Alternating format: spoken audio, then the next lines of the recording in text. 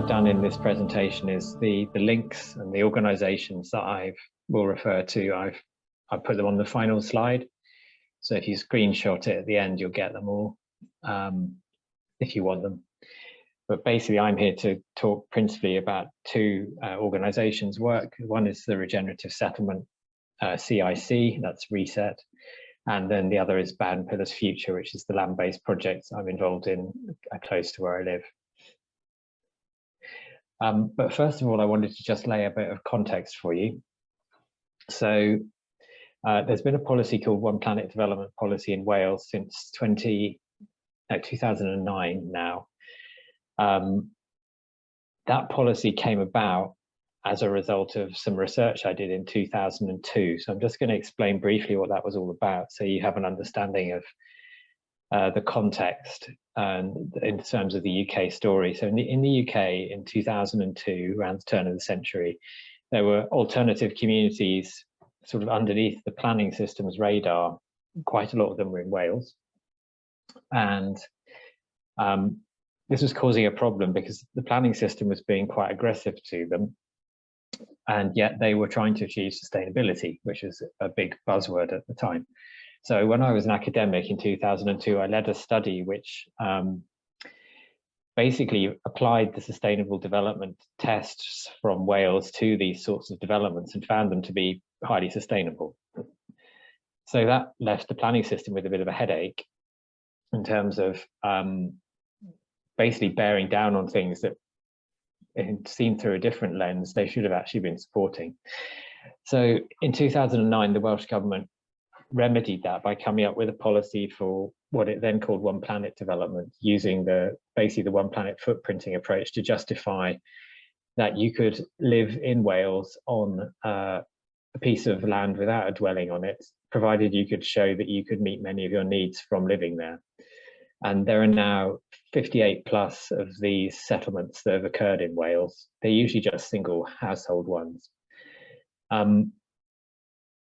The needs that you have to demonstrate is that basically you can substantially feed yourself from land, provide all your energy, provide all your water, assimilate your organic waste, provide a certain level of minimum income, and also be zero carbon neutral, zero carbon in construction use for your the buildings that you build, and use an ecological footprint calculator tool to demonstrate that you're living on what would be for Wales a true One Planet footprint and progressing towards a global one. So at the time, this was a very radical policy because in the UK, the planning system is very restrictive about what you can build in the countryside. It tends to just allow you to build things for farmers and possibly things for tourists, but ecological settlement is definitely not understood in the UK. This was very much a low impact or sustainability policy. And the reason I want to mention that is I think we've moved beyond that now.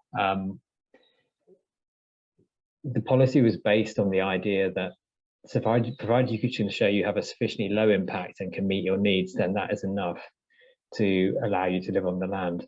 But that's a sustainability mindset in my mind, which is basically a conservation driven policy. As long as we keep enough of natural resources, then we're okay. We've moved beyond that now. We have moved to the need for regenerative development that repairs natural systems, because natural systems are so badly damaged. And that's why we'll be talking about regenerative settlement for most of the rest of the talk. However, this approach for the whole of Wales, there's now been a similar policy adopted on Dartmoor, and also there's a Cornish policy. So in the county next door to where I live in Devon. Cornwall is further west. The Cornish council has now adopted a policy that's somewhere in the middle between regenerative and low impact. So I don't know about the international context and what you might think of this, but it is definitely a feature of the UK planning system that these sorts of things, to live sustainably on or regeneratively on the land, are very difficult in the UK without a suitable policy. And we only have that policy at the moment in Wales, Cornwall and Dartmoor. So the regenerative settlement model, which I've set up a social enterprise to pursue, this is the most useful summary we've recently produced of what it is. Regenerative settlement is a whole land use system designed to accommodate people and nature in ways that are good for both. Specifically, it is a way for households and whole communities to achieve net zero carbon footprints now, whilst catalysing significant uplifts in nature recovery, carbon sequestration on the ground that surrounds them at the same time. The site as a whole also feeds them, provides their energy and water, provides income, and is a place which supports community and promotes well-being. So regenerative settlement is an extension of the One Planet approach, but basically is not planning just for houses or community buildings or whatever. The idea here is we plan for whole land use systems. It's basically a holistic or permaculture inspired approach, where we plan for the entire system, which people are part and people need dwellings, but there are other parts of the system which are about natural systems. And we plan for that whole system to be in total regenerative, but also to provide opportunities for regenerative lives for people who live there. And that in the UK is a really different approach to what is normal. What we tend to do in the UK is we build, say, a housing estate. We then find the level of harm it causes to be acceptable, and then we try and mitigate that harm, and we quite often do it somewhere else. So when we mitigate harm in the UK for ecological damage, you'll pay for it by basically improving ecological conditions on a field nowhere near where the housing went up, and that's called offsetting. And it's a thing that regenerative settlement rejects completely. What regenerative settlement is about instead is when we bring people onto land, they can actually make everything better. Clearly, not every piece of land is right for that. There are pieces of land where we need to keep people out. But in the UK, which is essentially been a settled landscape for hundreds of years, most land is in some way damaged, and the right sorts of human activity could improve it. We just need to design them correctly. It's another 5 minutes for the presentation, James, just to have an orientation. Sorry, how many minutes? 5 minutes. Great, okay.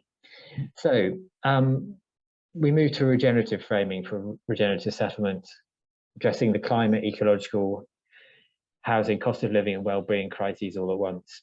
The basic slogan we have is to live good lives within planetary limits. So the same approach to meeting the various needs of human settlement, food and so on, but the whole thing is designed to be wholly regenerative. And the kind of trick for regenerative settlement is we just bring all that we know about regenerative practice and practices together and do it in one place. And we then we are not interested in its outcomes, not its design. It could be any number of designs. What I'm interested in is it produces regenerative outcomes. So it's flexible. Bowden Pillars Future is a project where I live in an intentional community just outside Totnes called Bowden House, and a group of people have just come together to buy the farm that surrounds us with the intention of putting 85 acres back into nature recovery, partnering with the local wildlife trust, 25 acres into regenerative agriculture, but also to build a regenerative village at the center of the farm on the current farmyard site. And the vision for the village is the one there. It's a land-centered regenerative village that measurably and lovingly honors life on Earth. Just to be clear, at the moment, we are seeking more funding. We've managed to raise a large amount of money to buy the land, but we now need to raise money to pursue putting together the design and the planning application. We're seeking participants. That could be people who want to live there, but also people who want to contribute their skills and knowledge. And we are also seeking skills and inspiration. This is a very open approach. We don't have the answer for what we're doing with Bowden Pillars Farm, but we know that it creates an amazing opportunity. And the reason for that will become clear in a moment, because I'm just going to share this other slide, which is currently tucked under the Zoom. There we go. So can you now see the map instead of the presentation? Yeah, can somebody just give me a thumbs up to make sure you can see? Yeah, great, thank you. So the land, which I'm just going to flag in white, I live here, where this is Bowden House community, and the land in white is the land we've bought. So this is the town of Totnes, very progressive, the home of transition and so on. So basically we have bought the land that goes all the way down to the edge of Totnes. This land here is steeply sloping, slopes to the north, so that will be mainly put into nature recovery with significant amounts of new forest planting. The land on the top, here, here, and here, and also this field here now as well, will be put into regenerative agriculture, which will basically be an agroforestry approach. And then here, the farmyard, is where we intend to build the new regenerative community on the footprint of the existing farm buildings, and includes this area here, which is overgrown. Yeah.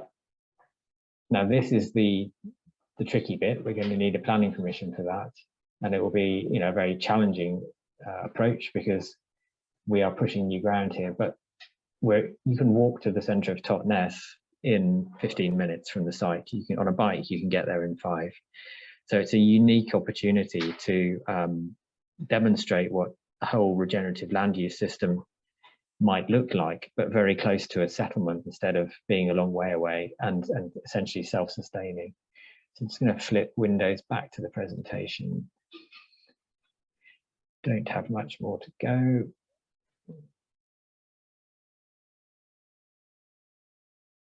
Yeah. So this is our, this is our current plan, but without the village shown, because until we'd exchanged contracts to buy the land, we couldn't show the village area. So the stripy areas are the agroforestry areas, the darker areas are the areas for rewilding and nature recovery. And then we have an orchard and market garden, which will substantially feed the village. The village will have things like a shared community supported agriculture scheme, shared electric vehicles, a microgrid, and all of those other features, which I'm sure the people on the call are quite used to. And if you want to screenshot it, those are the links. So the Welsh One Planet Development Guidance, which I wrote with others for the Welsh Government, is here. Regenerative Settlements website is there. The Cornwall policy is the 3rd reference. And Baden Pillars Future.land is Baden Pillars Farms website. TPG is my day job. I run a multidisciplinary company, which includes advice for small farmers, planning advice, architecture, and we're a green construction company. And that's my email address if you want to reach me at work. And that's me done. That's the presentation. Yeah, thank you very much, James. So, Henry, are there any questions, any statements you want to articulate or be put in the chat?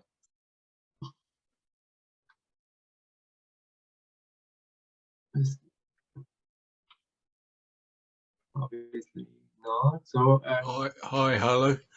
Hi, James. Can you hear me? Yes. Hi. That all sounds very interesting. If I give you my email address on the chat, if you could send over the plans and any kind of interesting. I mean, how far have you got? Have you got the drawings or the planning application prepared yet? Is it still kind of sketch feasibility stage, or have you got a bit more technical than that? We are still at feasibility. We exchanged on the land a week and a half ago, so okay, we're still at forming stage. Yeah.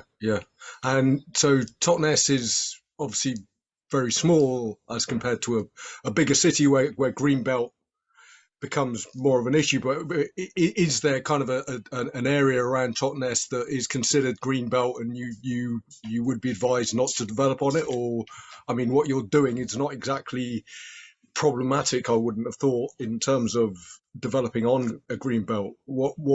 How would you envisage that on a bigger, say, urban site? Yeah, so Totnes doesn't have a Greenbelt. Greenbelt is, for those not from the UK, Greenbelt is a planning designation in the UK, which basically stops development around cities. Unfortunately, it tends to just produce fairly barren, unloved green space because it's not used for other purposes either. So we don't have a great urban agriculture scene in the UK. Totnes doesn't have a Greenbelt. Yeah. So we don't have that problem. Right. Greenbelt policy in itself is in my view, problematic. Yeah. The other thing I didn't mention about the Bowden Pillars project is, if we can get the funding as we go through the project, we will also treat it as an action learning project where we can develop simultaneously the tools for other people to do the same in the UK. So the learnings, the tools, the approaches, so that when we are hopefully successful in gaining planning permission, we will then be able to pass over to other groups the same learning and approaches, so they can have a head start. Because the wish to do these things in the UK is really strong. It's just the planning system is doesn't understand it. Yeah, I mean that's it's very interesting to hear that from a planner. Yeah, but that's a very good presentation. Thank you. Great, thanks, Henry. Cheers. James, I wanted to ask. Obviously, you don't know this yet, and you're going to go through a process of co-design. But what's your gut feeling that would be a kind of ideal density for that village piece? I'm not going to answer the question about overall size, because I think that's part of our approach. What I'm really interested in, though, is the idea of building it as a series of clusters, and some of those clusters might have different identities. So, we know that sort of small-scale neighborhoods, groups of houses of, I don't know, between 7 and 12 or something, you can generally know all your neighbors in that scale. And there's also, in my feeling, that's a scale which there can be some shared responsibility for the shared land that you own. And that's particularly from where I live. I mean, I live in a community of 55 adults and children, but we basically live in 3 different sections of the site, and then we all own the whole site. We own 10 acres, but our individual houses are really small. So I'm thinking of a number of clusters, basically, and there's space there for 3 or 4. But ultimately, those clusters might have different identities. One cluster might be the people who are much more interested in growing a lot of their own food. Others might wish to rely on the collective resources of the community. One might be a more work-based cluster. One might be more intergenerational. I think it's partly what comes towards us. It's about surfacing an opportunity as well as having a very hard design. But the thing that we will have is requirements for all of those. So you will have to show that you have a true 2050 carbon footprint now, which I'm quite close to just by being lucky enough to live where I do, and be fed from the site, have an electric vehicle. I don't fly, I'm vegan. It's not that, you can get quite close to a one planet carbon footprint in those ways. We'd also have whole site carbon accounting, so we can take account of sequestration. We can take account of good news as well as bad news. So it's within these requirements, and this is also the way we wrote the One Planet guidance.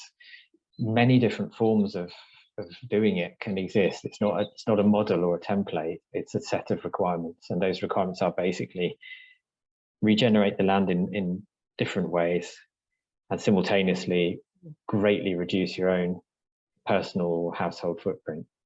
And the ways in which you can do that is basically by living a more localized life, a more site-based life. None of this is amazingly innovative. It's just not how we do stuff at the moment. Thank you, James. So we are more or less at the end of the session, so that we have at least a few minutes to switch between the rooms. So Henry left his email address here so that you maybe can contact him if others want to do it as well. So feel free to share here your email so that everybody can copy it. Yeah, thank you very much for your presentation, for your insights. And we will get the presentation. It's going to be uploaded on the platform, right, James? Or how do you share it? James, you can just send it to me, and then I'll pass it on to the rest of the Regal team. And that would be great. Yes. Okay. No, I would just. How similar and different do you feel the new Bowden Pillars future will be to Bowden Pillars itself? You mean where I live, Bowden? Yeah, exactly. I would hope in many ways very similar, because where I live is great. You know, we're a mature community. We are very skilled at building community and also looking after our site. The differences would be that there would be a stronger emphasis at Bowden Pillars on living within planetary limits, which is not why my community was set up. We make a very good attempt to do that, but it's not a requirement. So we haven't got some of the infrastructure that makes that easier. And so that would be the principal difference, that as well as having all the positive attributes of where I live, Bowden Pillars' future will also absolutely demonstrate the way we all probably need to live in the future, but by way showing how to do it now.